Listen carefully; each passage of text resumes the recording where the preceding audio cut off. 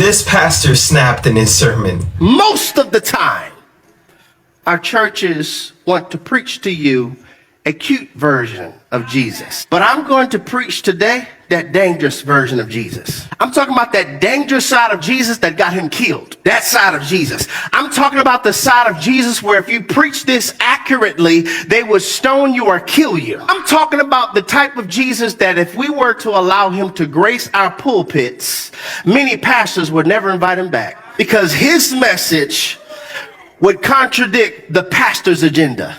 Because if Jesus could preach in our churches on today, I'm talking about that dangerous Jesus, that version of Jesus that will flip over tables in our lobbies. That's more about a church brand than the Great Commission.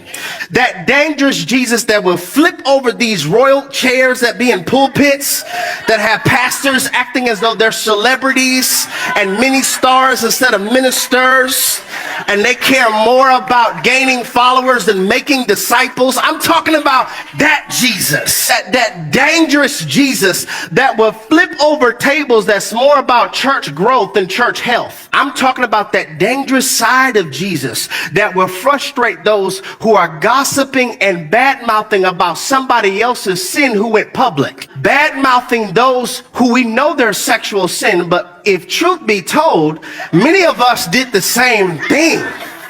The only difference is yours wasn't on the Shade Room. The only difference is yours wasn't recorded and uploaded to OnlyFans. The only difference, y'all don't want to talk to me, will preach against somebody's sex tape and you did the same thing, just it wasn't recorded.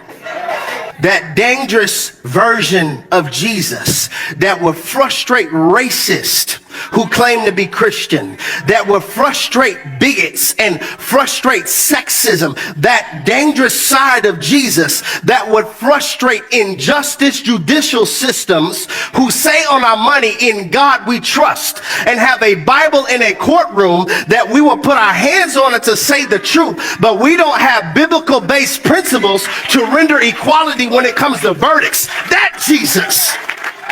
I'm talking about the side of Jesus that will frustrate the spirit of religion that wants us to look free instead of actually be free.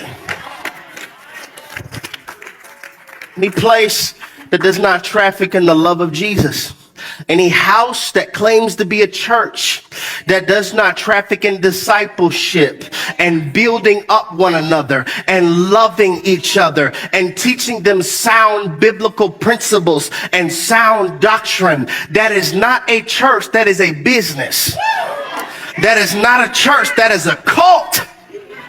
And our biblical ignorance is a funnel for the false prophet to make profit. Bars.